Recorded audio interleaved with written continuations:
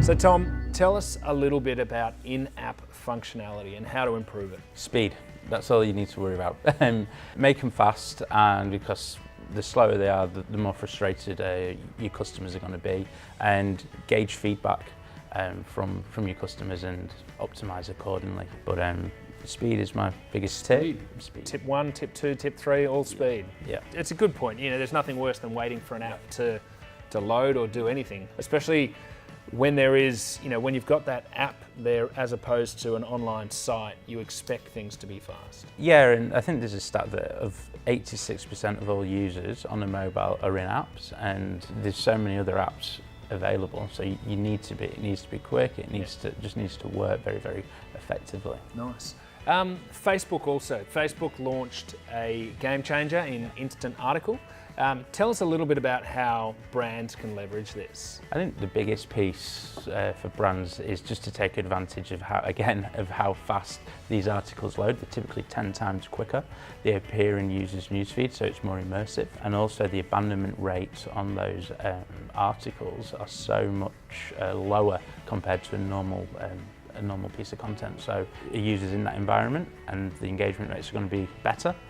You're going to get more stickiness and ultimately more outcomes. And live streaming, it's something that's not particularly popular at the moment. I had a friend recently live stream his skydiving experience, which was pretty cool to watch. It's something about it being live. What do you think brands can do in this space? I think for smaller brands, I think it's huge. I think that the bigger the brand, the more political it's going to... Red tape? Yeah, I think if you're a big brand, you're going to have a governance team, you're going to have HR, you're going to have, you know, they're going to be a lot more scared of what can just happen live. There's no safety net around it, so I think the bigger brands will probably struggle initially.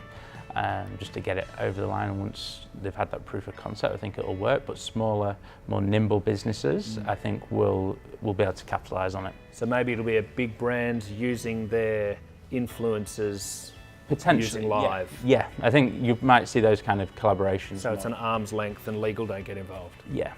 Yeah, probably. Which seems to be the implication that always comes back around. What can we do without having it tied up in red tape? What would you advise with big brands being able to, have you seen it done well where big brands can turn around content in fast time? Yeah, I think you see it within social teams all the time, because like a social team has to react on something that happens instantaneously, whether it's a sporting event or a political event. News sites, they publish content very, very quickly. And I think live streaming for a news site, because you imagine you're reporting from the Middle East and it's a live stream, I think that's a really good way of getting engagement to their audience. Excellent. Well, thank you for joining us on the At the Bar series. I do have one last would you rather question.